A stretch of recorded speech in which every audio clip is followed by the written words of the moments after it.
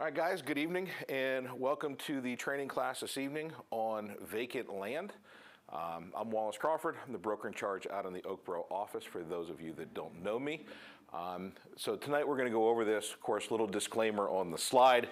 The presentation is designed to outlay some of the materials that goes along with vacant land, but there is a lot of nuances anytime you deal with vacant land. Just like with houses, there's no two that are alike, so each circumstance is a little bit different, and I would say with vacant land, it is a lot more subjective rather than concrete things that you can make additions and subtractions for. So make sure that if it's your first time doing vacant land, or your second, or probably your third, grab a hold of your manager and go, or give me a call.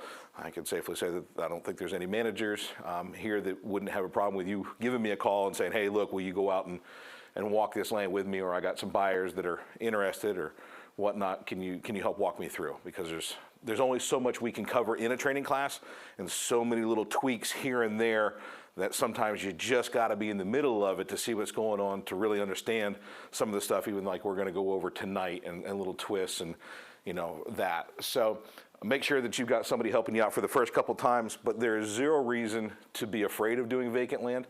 I think there's a good market and a good opportunity for everybody to take advantage of it, because there are a lot of agents that are afraid to touch it and or have zero clue what they're doing with it. So if you want a niche area to go after, vacant land is not necessarily a bad thing to do it. You just got to get over the fear of it. It's like anything else. It's big and scary until you roll up your sleeves and get them dirty a couple times, and then it's not so bad. But there's a lot of people that are afraid to touch it. So don't be one of those, and don't pass up the opportunity to make some money by going after it. So outline for the course tonight. Okay, we're going to go over some common terms. We've got some preliminary research that you're going to do, and some field research.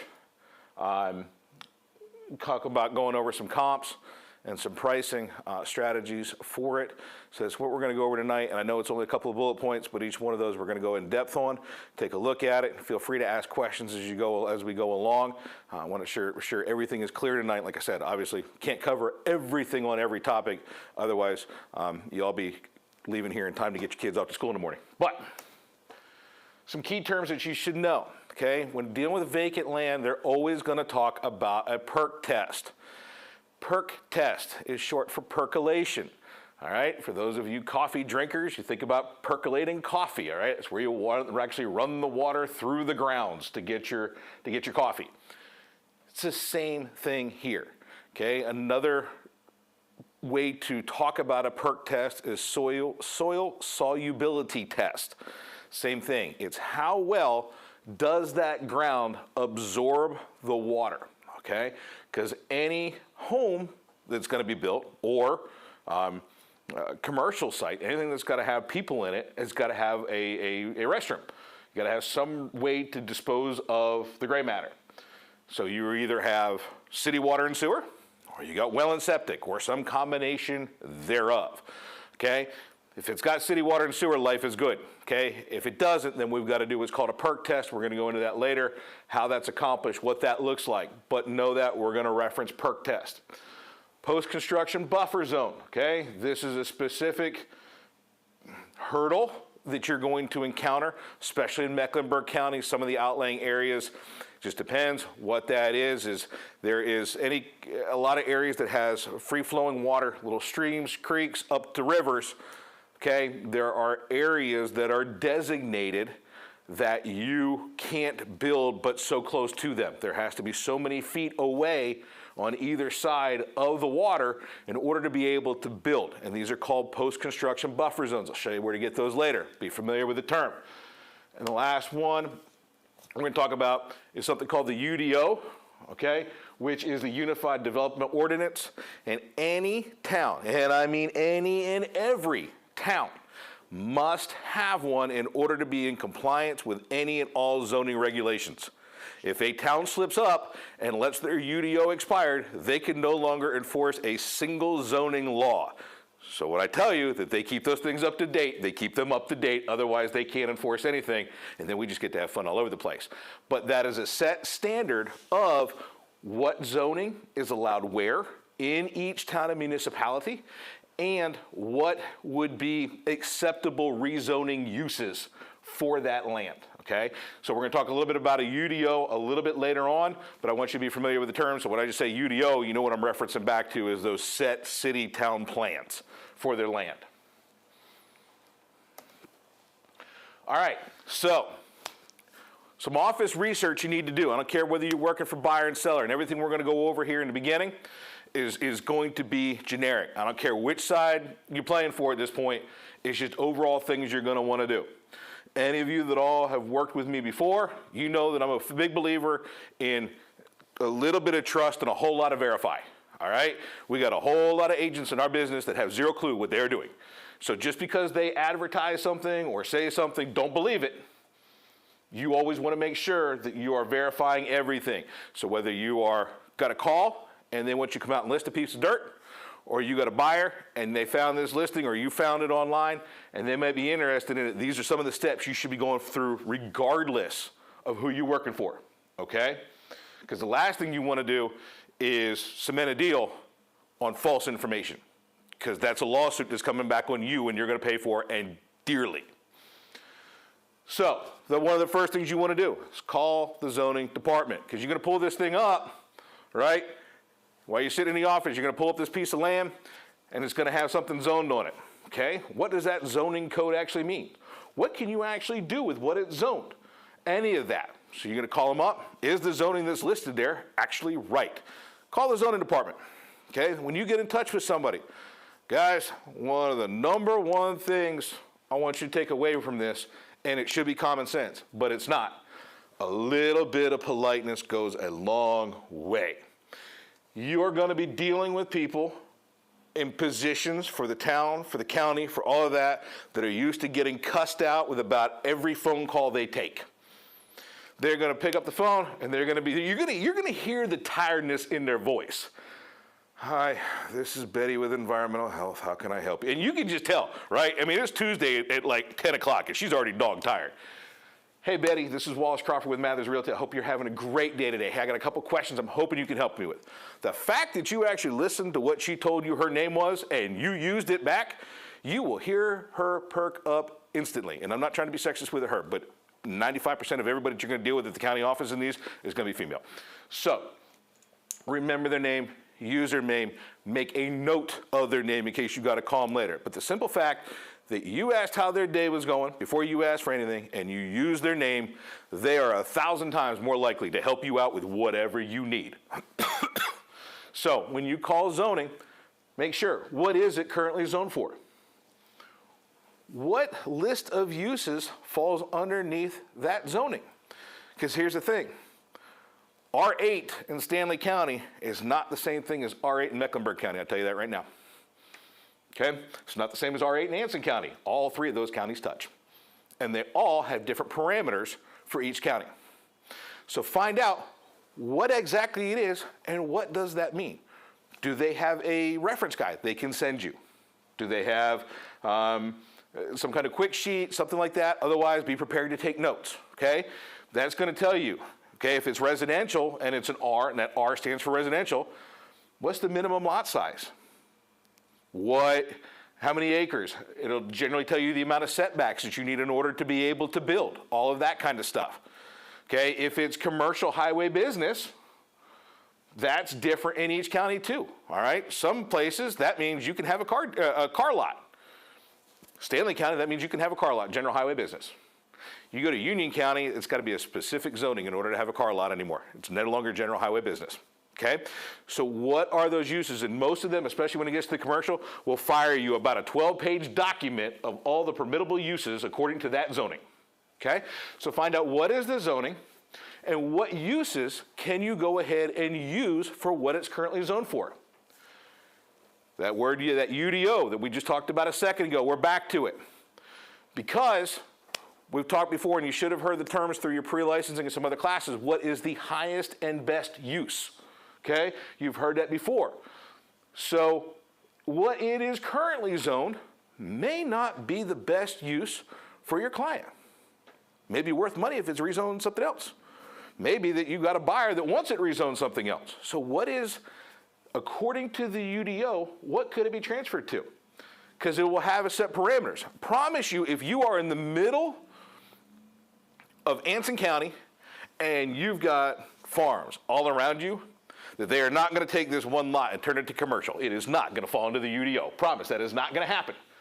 But if you've got 4 residential properties that butt right up to some general highway business, a couple of insurance companies, a couple whatever else that are businesses operating out of something that used to be residences, and you want to take those the last resident there on the row and turn it into a general highway business, that's probably going to fall in the UDO, and it might be able to be transferred, and now you've got a different animal that you can work with.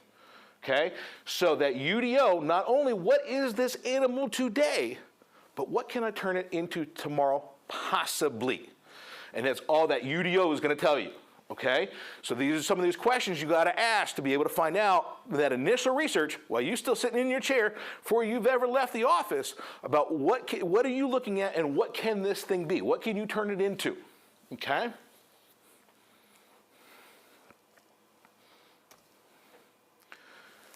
Now, separate phone call you're going to make is to the utility department. Okay? Now, words are important. Okay? Couple word differences when you're asking questions can make all the differences in the world. First thing, once again, they're going to give you the name. Remember it, write it down, use it. Have I stressed that before? You think that's important? Okay, you're going to want to find out when you talk to utilities, is city water and city sewer currently connected? Okay?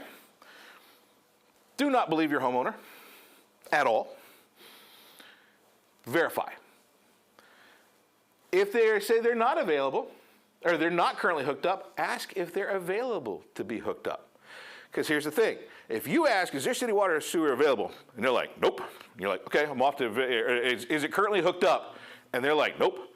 All right, you're off to environmental help, but guess we got to go well and septic. Not necessarily. You asked if they were hooked up. You didn't ask them, could it be hooked up? That's 2 different questions. Is and could.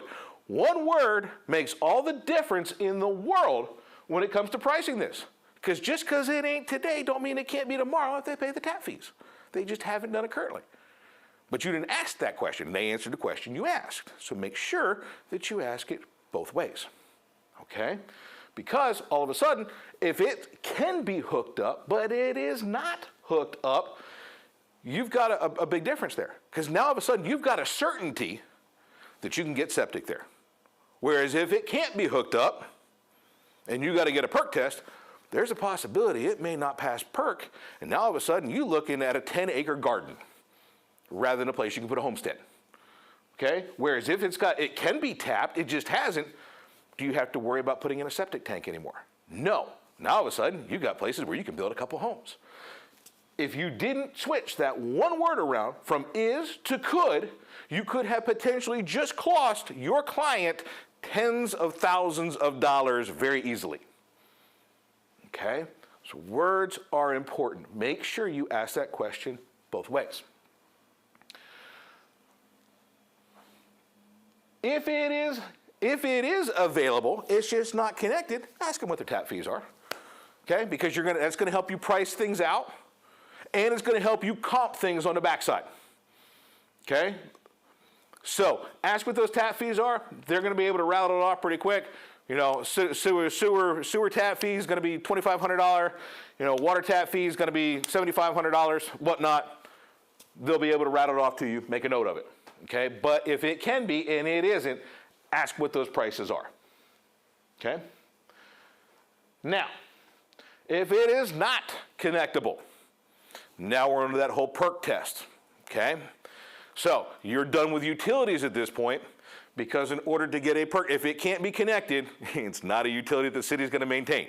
So therefore, your next call is off to environmental health. Environmental health will take care of all of your septic requirements needs. They've got all the information on that. Okay? Now, environmental health for all counties is very straight-lined. Okay? They do basically one thing when it comes to the septic and one thing only, okay? And that's going to be running your perk test. Now, when you talk to them, okay, first ask if they've got a perk record on file, okay? Perk tests, those records are good for 5 years. After 5 years, they're no longer valid. But if they've got one even from 10 years ago, you at least know, according to those standards, whether they're perked or not, all right? So ask them, hey, you got a perk test on file? Odds are they're not going to, but always ask. The second question, and it's very important to be able to educate your clients, because we are nothing if not teachers when we deal with our clients, is how long out are your perk tests running right now?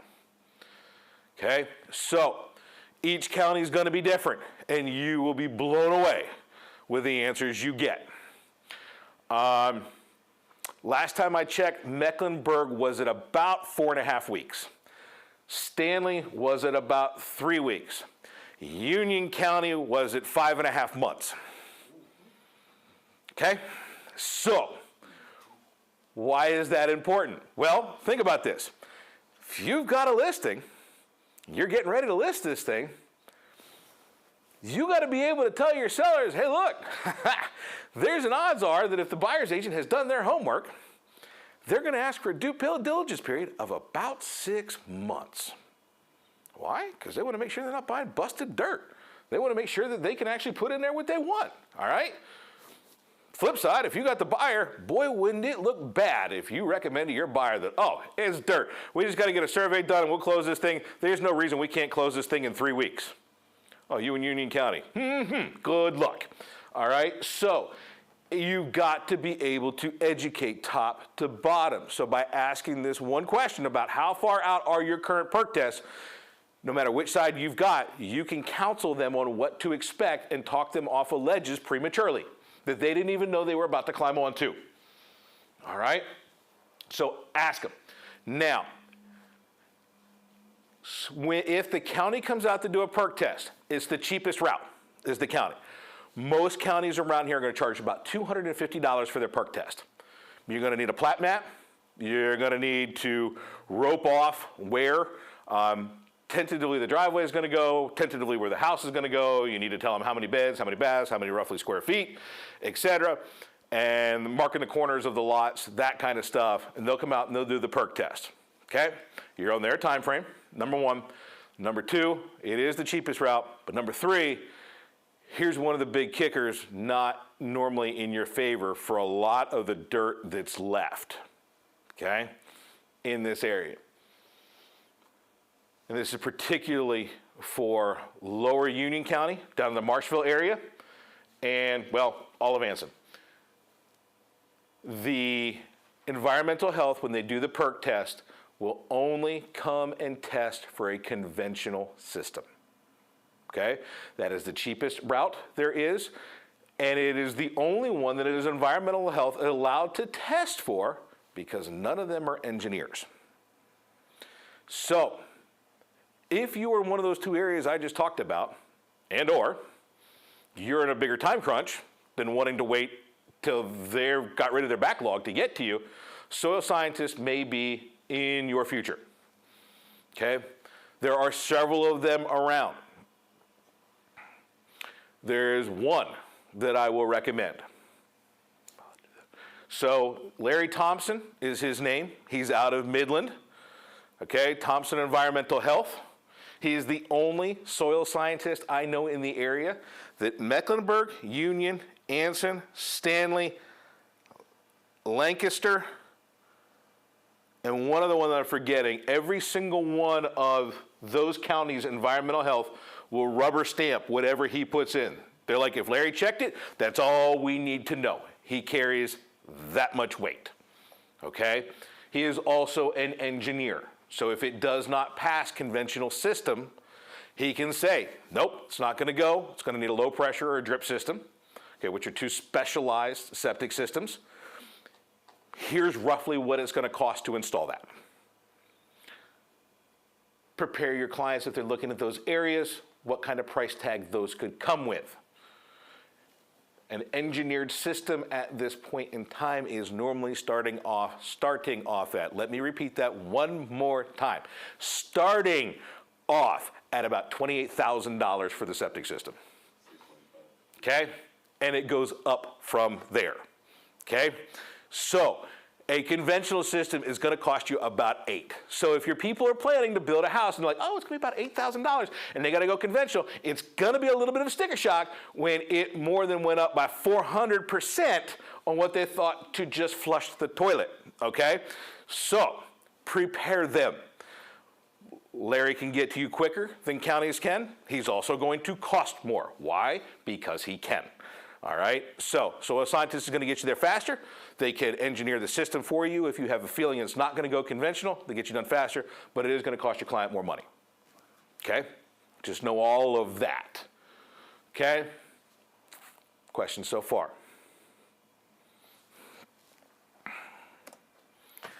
All right. Still sitting at your office. You like how I got you doing all this work and you haven't even had to put down your cup of coffee yet, all right? So you are still good, your feet are still kicked up on your desk, and you are feeling productive that you're knocking all of this out, all right? So, guys, simple other stuff. Check to see if it's ever been listed before, okay? Why is that important? Well, there could be a perk test attached to it, all right? Let's find out how long ago it was. Let's find out, was it used to be a bigger parcel? Was there a reason it was subdivided? All of that kind of stuff. There's a lot of information that you can find out from things that didn't sell. Okay? Also, pull up the piece of parcel on the GIS. Okay? The Government Information System. All right? Each county has its own GIS. Each with its own nuances, each with their own learning curve, and each of them are a pain in the butt. So, pull up the county that it belongs in, the GIS, okay? Now, why is GIS important, okay? For a couple of things. One, it's always good, and I can't stress this enough, whether you're dealing with vacant land or a house, make sure the person that you have has contacted you is actually the owner of the property. You're going to start to see the records of that on GIS and then cross-reference that with the Register of Deeds. But GIS is going to give you a quick snapshot of who owns it. So if you were talking to Betty Smith and it was Bob Sanders that called you, a little flag should start to go off somewhere that maybe you need to do a little bit more investigation, okay? But while you've got GIS up there, okay, guys, you're going out to look at vacant land. It's easy to not know where you're at when you're out looking at vacant land. Use GIS and the measurement tools to pull a fixed location to your front boundaries along the frontways. Okay, so like something that's not going to move, like the closest neighbor's driveway. Okay, so we know from this neighbor's driveway that is sitting as I'm looking at the property to the right of it, it is 150 feet from that driveway to the edge of this property. Because if you go out, you're going to see nothing but trees. It's like, where do we start? If you can actually find the pins from the property from when it was surveyed, congratulations, you are a master detective. You need to go ahead and buy a lotto ticket that day because those are your odds of finding those puppies. So use the GIS measurement tool from a fixed location to find your boundaries. That way you know how far you're walking. Okay? If you are of average height of 5'10", 5'11", and you have a normal stride, each one of your strides should be about a yard. Okay? So therefore, if you've got 90 feet of road frontage, that's 30 steps across. Okay? So it helps you to keep track of things. So use those fixed locations to help you find what it is you need to find. Because once you get out there, it's too late. Because Murphy's Law also says that by the time you're out there, you're also going to have no cell service to pull the GIS up on your phone. So do the research ahead of time and make notes. Beats driving 15 miles back till you finally have cell signal again. All right? Now, also, most GISs have a tab underneath the layers panel that says flood zones. Make sure it's not in one. Okay, whether an X means it's not one at all, whether you got blue or purple for 100 year or 500 year, make sure you know what's going on there. All right, have that picture painted before you get there. Also tell you if you got any other water hazards on there, if there was a pond, maybe used to be a pond, whatever. It'll also help you find things like easements as you're looking at the aerial photography. All right, maybe there's power lines going through. It all helps give you point of references for while you're out there. Okay, now also, the post-construction buffer zone that we're talked about. Mecklenburg's is the most user-friendly to find it. All right, and I think I've got a slide of that in a minute. Oh no, my pictures didn't come through in the other one, did they? Anyways, so the post-construction buffer, it's gonna have some grids on it to show you where it is and where it is not on there. Because once again, you gotta be able to tell your clients, hey, look, this is buildable. I've had properties personally where, I don't know, 60% of the property was in a post-construction buffer. Couldn't really build on it, all right? Best thing on that deal was trying to sell it to one of the neighbors, okay? Now, there is sometimes with a post-construction buffer, and each municipality is different from when they installed theirs. Most of them happen to be around 1984.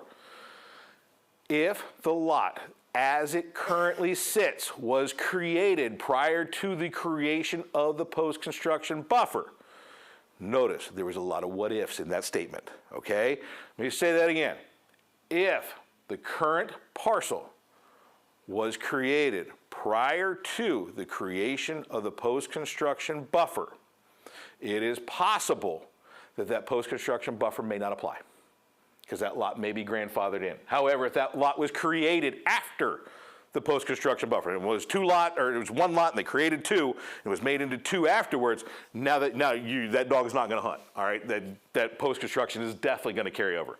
But there may be a small glimmer of hope if the lot was created prior to the installment of the post-construction.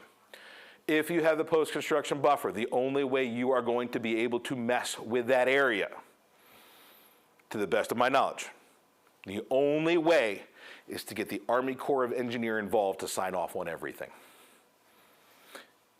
And they work on their own time frame, and it's normally in years, not in months, okay? So, just know that we will do that research, check when things were established, et cetera, do that legwork so you've kind of got an idea of what you are walking into.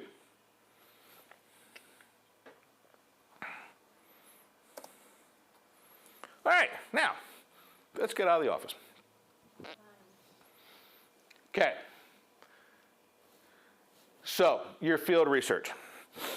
And I happen to look at it this way. Any day that I can leave the khakis and the dress shirt behind, throw on blue jeans and hiking boots and go for a hike and look at vacant lands while walking through the woods, it's a good day at the office, all right?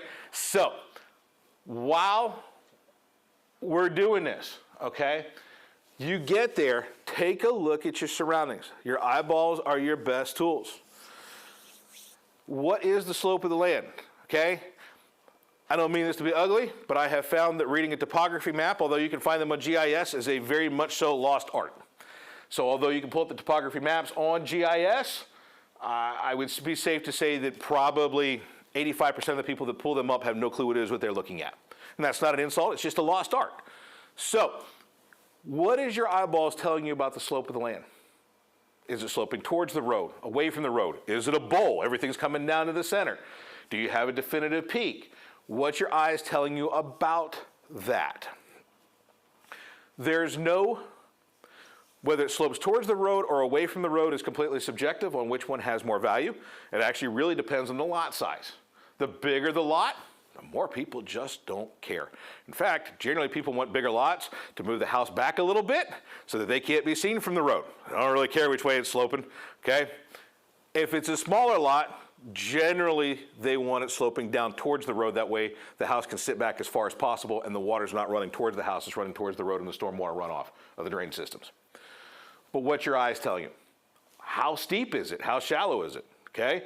Because that's going to impact your pricing with, is it going to be a slab, which is the cheapest to build, that's just your concrete slab house? Is it going to be a crawl space, which is your second cheapest to build? Or are you going to have a basement? Okay, which obviously is going to be your most expensive. And then of course there's always that land that I seem to get straddled with, which is going to be 1 story in the front and about 6 stories in the back as it just falls off a cliff and all you can use it for is repelling. So what is the slope of the land? What is it telling you? Because that's going to have direct impact later. Okay, now also, what type of trees or foliage is on the property? Okay, is it completely cleared? Is it completely not cleared, okay? If you've got mature trees, okay, and it's a bigger lot, that's actually a plus. That's gonna help you out.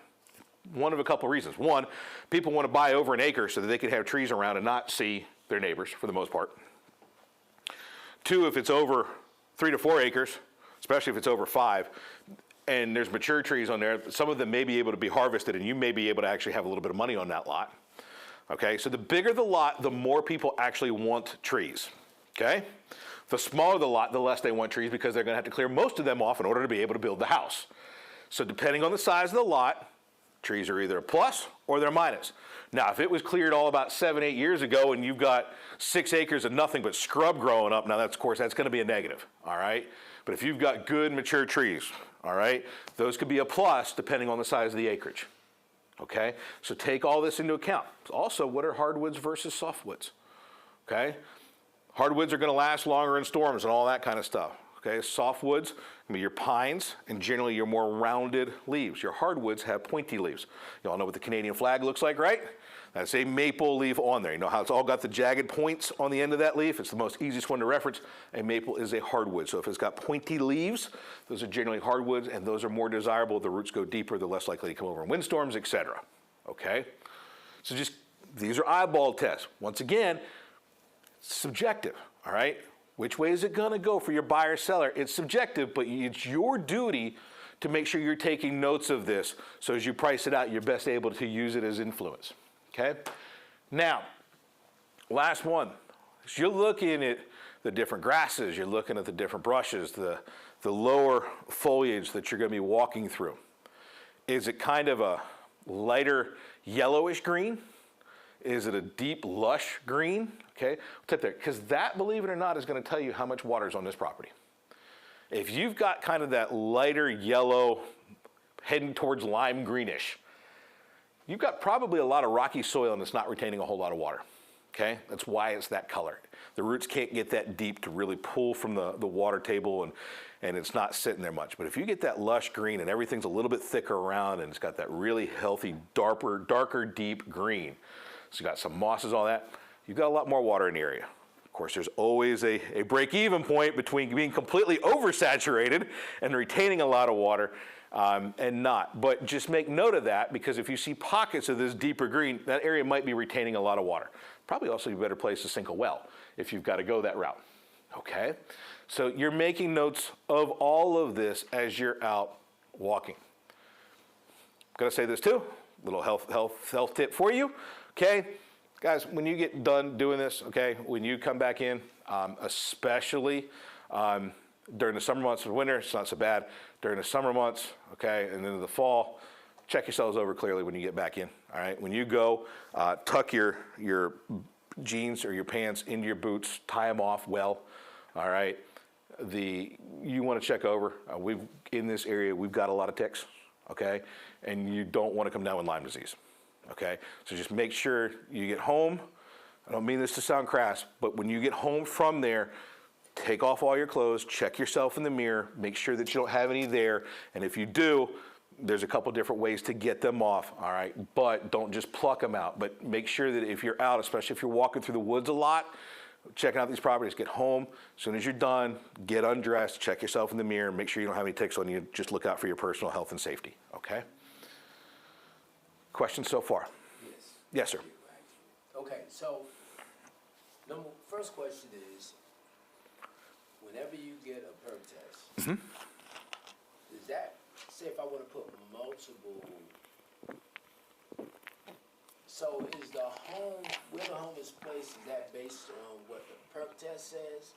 Or do you decide where you want to put the home and they tell you where you can put the perk test? All right, so the question is, if with a perk test and home placement, are the two, are they contingent on one another, or does one dictate another? Is it kind of like a cause and effect type thing?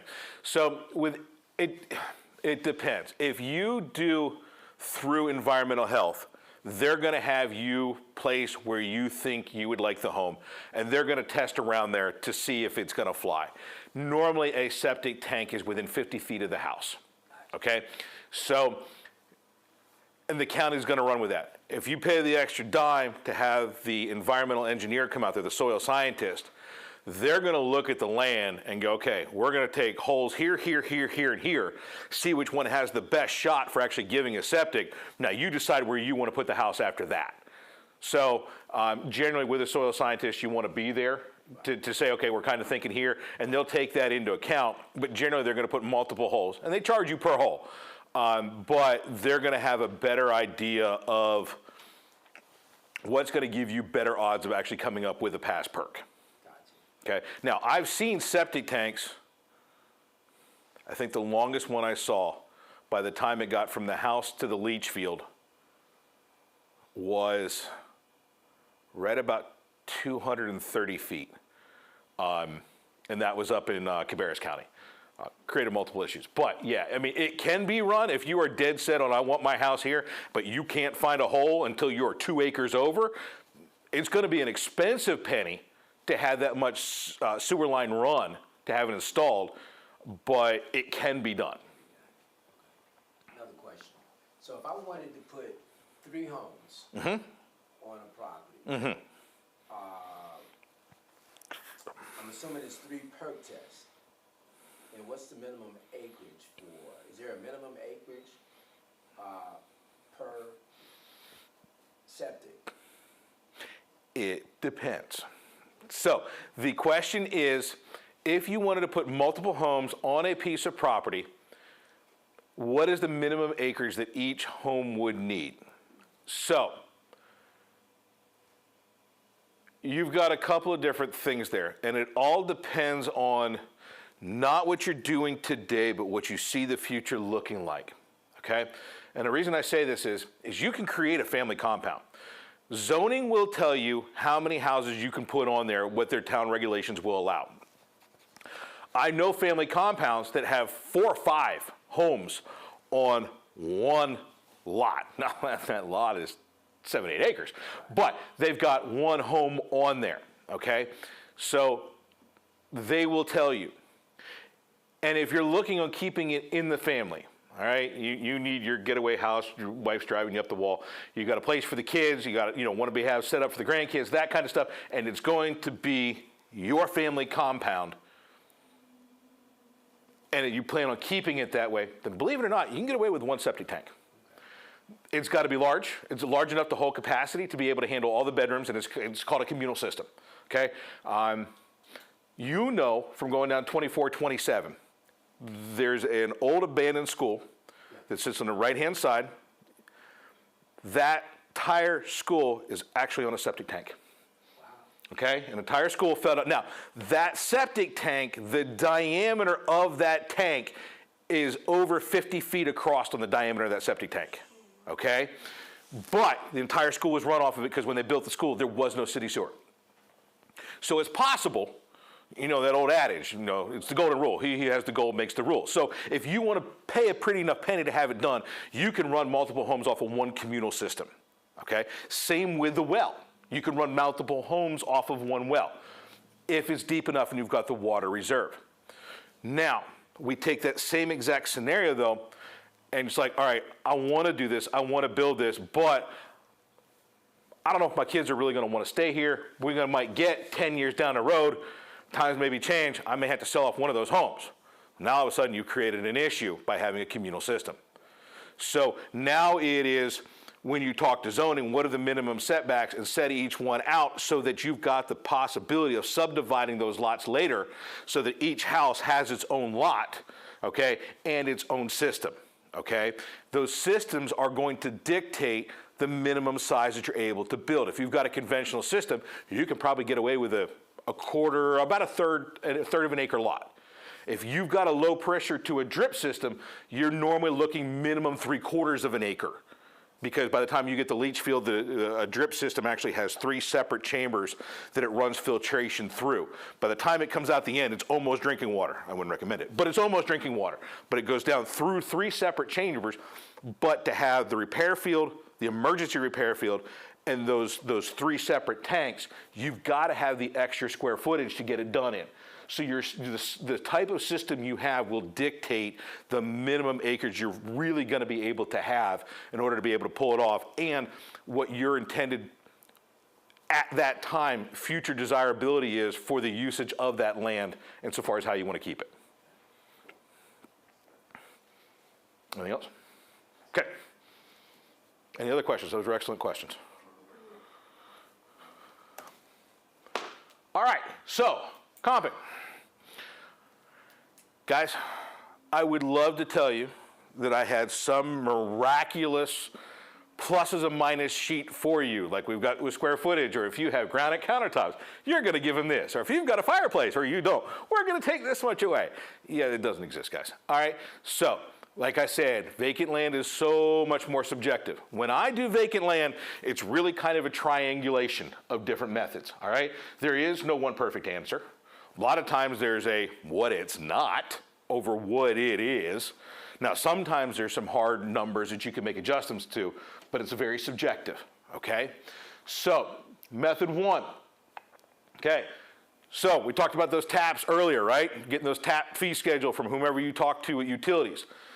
So, if you've got a lot that can be tapped, but it hasn't, and the comps you pull have taps, guess what? Deduct off the cost of the tap fees, okay? Same's also true. Your people happen to tap theirs, they just never built on it. The ones that have sold haven't been tapped. Guess what? It's an advantage in you. Add it on to those bad boys. All right? Topography. How much better or worse is yours than the comps? That may require you actually walking the comps. All right? So if yours is a basement build and the 4 that you looked at were all slabs, guess what? That's a minus, folks, because the cost of the build just went up a lot. Okay? So how is that topography? Notice I didn't give you a plus or minus with that one like I just did with the taps, because it's subjective, okay? How bad is that slope? How bad is everything else? All right? And it's going to depend on the size of the house they want to build. If they're going to look at building a 1,300 square foot house and it's got a basement, that cost is a heck of a lot different than building a 2,500 square foot house with a basement. All right? So it's going to be subjective. Some of that's going to be in the eye of the buyer. Okay? We talked about the land versus cleared versus not cleared, depending on the size of the acreage. Those larger tracts, not cleared, it's actually a plus, okay?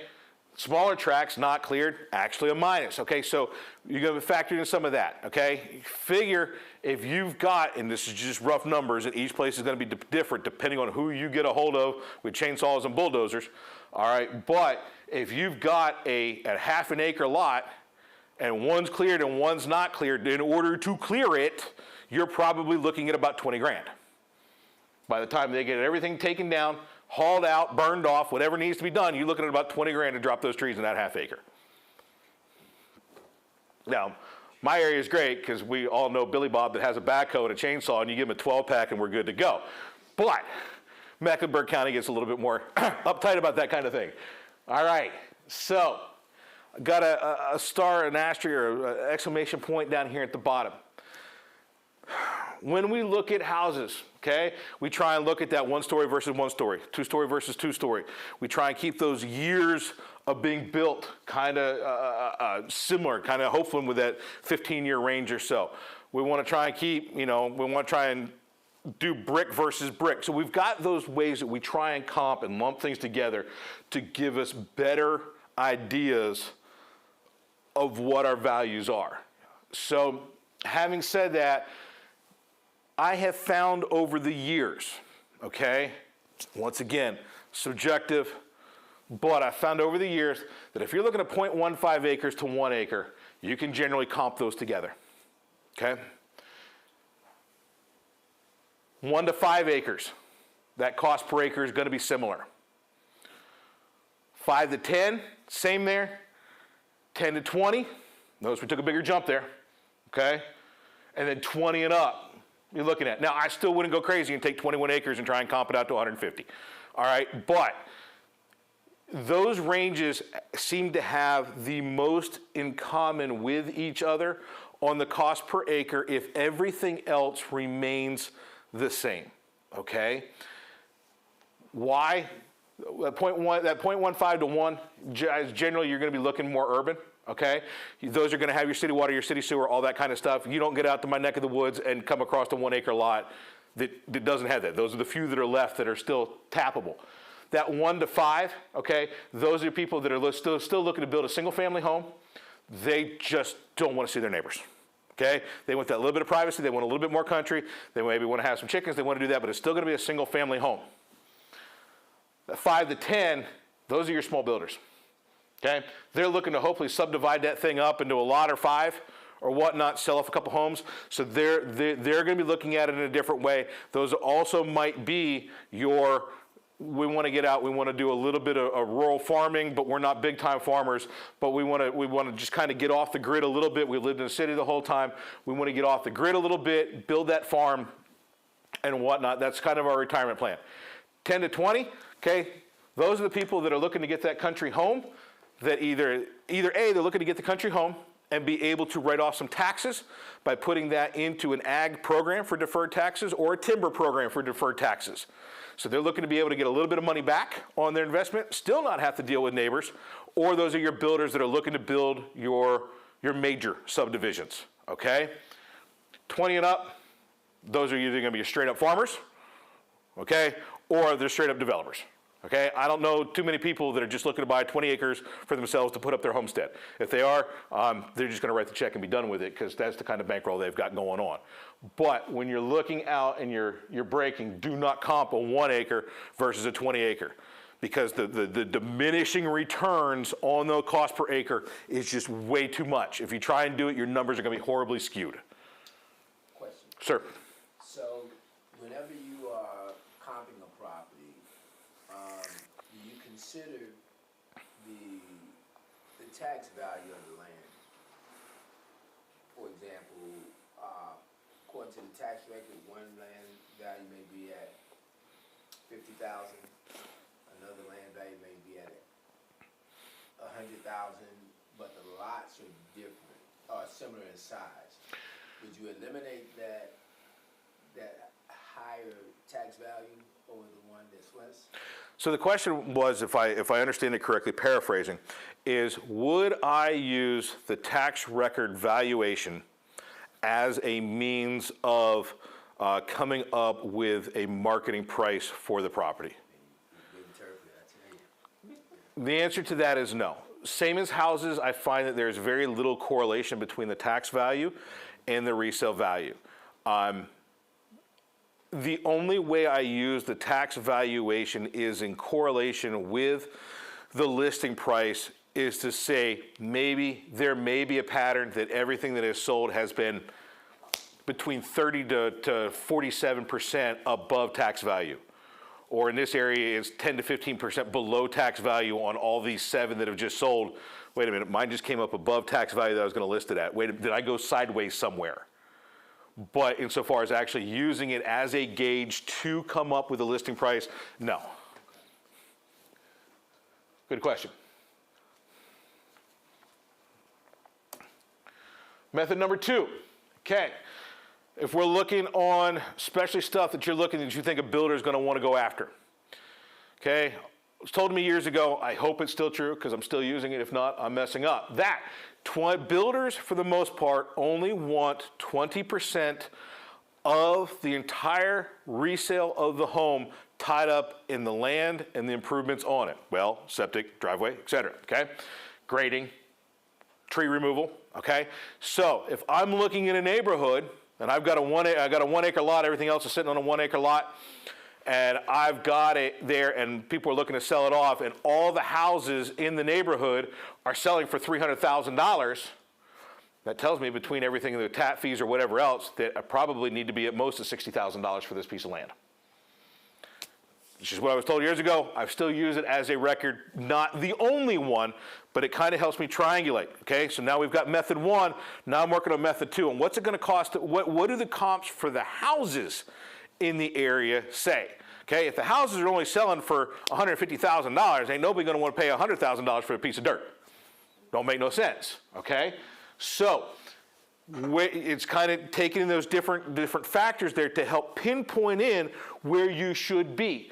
So, look at the comps of the resales for the homes that are in that neighborhood. This only works in selling in neighborhoods. You're going out and you're selling Farmer Bob's 100-acre tract. This obviously is not going to work.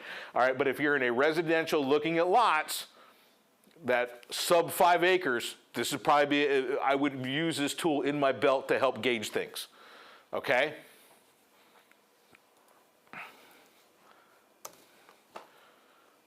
Okay. Number 3, I should have put up there, and I apologize. when you're looking through the MLS and you're going back through things looking, all right? Guys, do yourself a favor.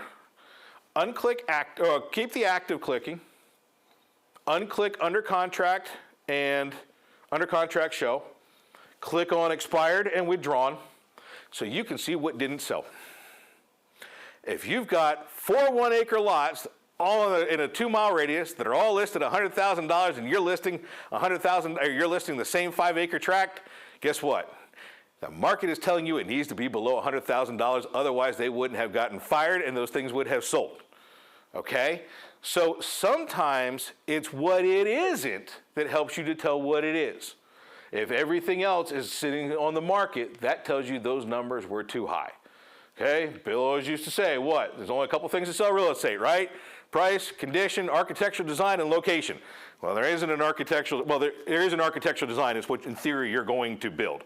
You've got location, okay? That's the only thing's the price left, right? So if you've got a bunch of stuff out there that's your competition and it ain't moving, market's telling them it's too high. So rather than coming in 100, you may want to try 90, all right? Make yours more appealing than the rest of them, okay? Make them play your game. So see what hasn't worked for everybody else, and that's going to actually tell you what's going to help it to work for you, okay? So in conclusion, all right, it's definitely an inexact science, okay? Like I said, subjective, not concrete, all right? I would use both methods to try and help triangulate, all three actually, to help me gauge those numbers. If all three of those numbers are telling me the same thing, I think I've got a winner. 2 of them are telling me the same thing and 1 is horribly off, need to look at things. If none of them are making any sense, time to go back to the drawing board, see where the heck you screwed up. Or, phone a friend, tag in some help, that kind of stuff. All right, so, and then double check those listings against, what's still out there and whatnot. Question. Yes, sir.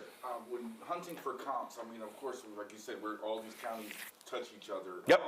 How far out do you look? And then also with land, as you know, there's not too many sales as much as single-family homes. How far back would you go to look for comps? So the question is how far back time frame would I go to look? Because in residential, we normally go back 6 months. And how far of a geographic area should I go in order to pull comps? Okay, did I understand the question correctly? All right, so insofar as time frame, excluding 2020 to 2023, I would normally go back a year, all right? Just because land normally takes longer to close, less of them there. I would normally go back a year to maybe 18 months depending, okay?